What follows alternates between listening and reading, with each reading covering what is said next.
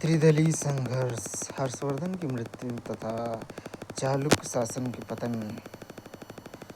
हर्षवर्धन की मृत्यु तथा चालुक्य शासन के पतन के पश्चात जिन महत्वपूर्ण राजनीतिक शक्ति का उदय हुआ, इसमें पाल, प्रतिहार, राष्ट्रकूट शक्ति प्रमुख थे। इस समय संपूर्ण भारत में कन्नौज सामरिक एवं आर्थिक दृष्टिकोण से सर्वाधिक महत्वपूर्ण था। कन्नौज की आर्थिक समृद्धि तथा राजनीतिक महत्व ने तीनों शक्तियों को अपनी ओर आकर्षित किया। वस्तुतः 8वीं शताब्दी के आरंभ में कन्नौज पर नितांत शक्तिहीन आयुध शासकों का शासन था। वे अपनी समकालीन पूर्वोक्त तीनों शक्तियों की तुलना में इतने शक्तिहीन एवं अक्षम थे कि वे उनके सामने हर विजेता के समक्ष नतमस्तक होने के अतिरिक्त और कोई चारा नहीं था। इसके विपरीत पाल, प्रतिहार, राष्ट्रकूट शासक भी उनकी शक्तिहीनता का लाभ उठाकर कन्नौज पर आधिपत्य करना चाहते थे। कन्नौज पर आधिपत्य के लिए इन तीनों महाशक्तियों के मध्य संघर्ष को ही त्रिपक्षीय संघर्ष कहा जाता है। यह संघर्ष बड़ी विचित्र एवं रोचक स्थितियों में लगभग एक शताब्दी तक चलता रहा और अंततः 9वीं सदी के प्रारंभ में गुर्जर प्रतिहार के कन्नौज पर आक्रमण अंतिम रूप में आधिपत्य के साथ ही समाप्त हुआ।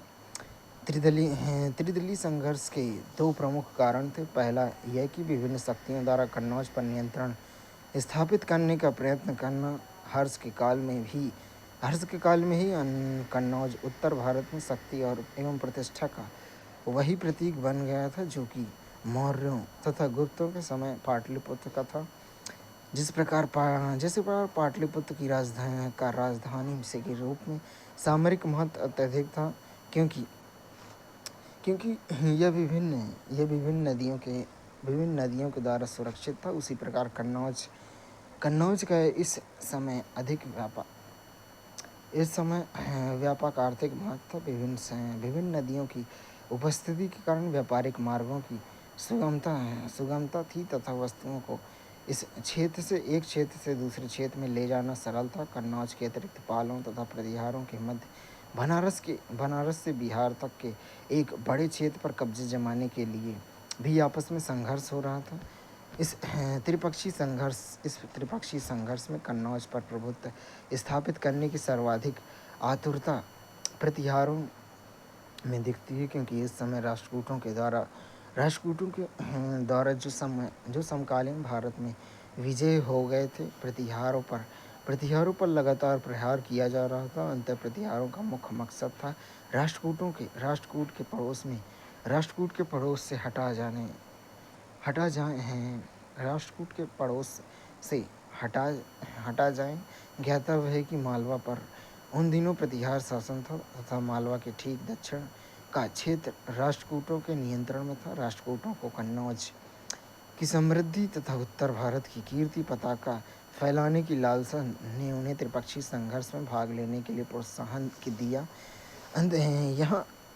यहाँ यह उल्लेखनीय है कि राष्ट्रकूट उत्तर भारत की राजनीति में हस्तक्षेप करने वाली और दक्षिण से उत्तर भारत पर आक्रमण करने वाली दक्षिण की पहली शक्ति थी।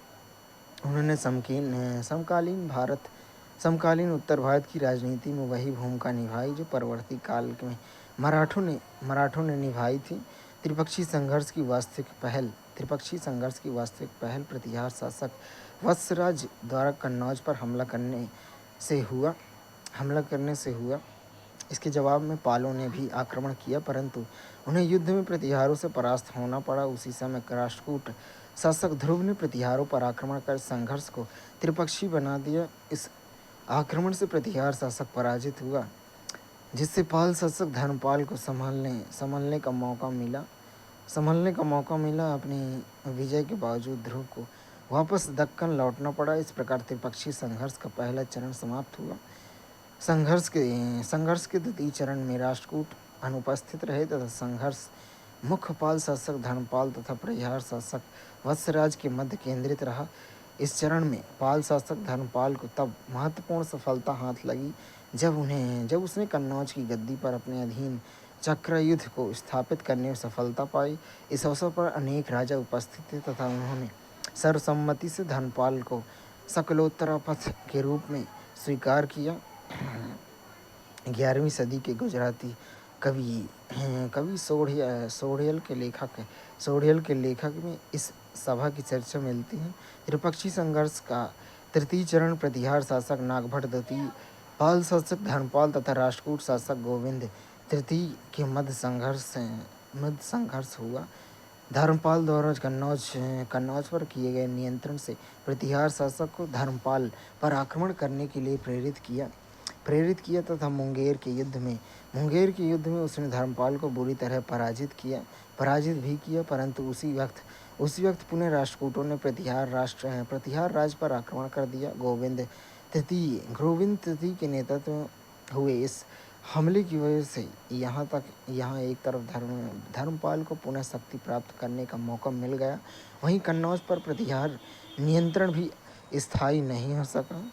संघर्ष के चौथे चरण में केवल प्रतिहार एवं राष्ट्रकूट शासक ही शामिल हुए।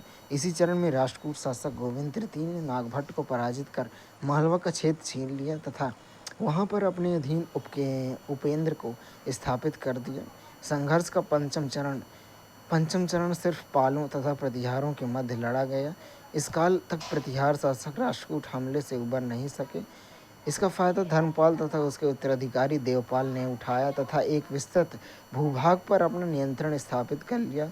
त्रिदलीय संघर्ष के छठे चरण में भी केवल पाल प्रतिहार शासक ही उपस्थित रहे। इस चरण में पालों की स्थिति कमजोर हो गई थी, जबकि प्रतिहारों को मिहिर तथा महेंद्रपाल जैसे शासकों की सेवाएं प्राप्त हुई थी।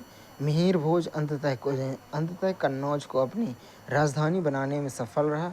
इस प्रकार इस त्रिपक्षीय संघर्ष में प्रतिहारों को कन्नौज पर नियंत्रण में अंतिम सफलता प्राप्त हुई।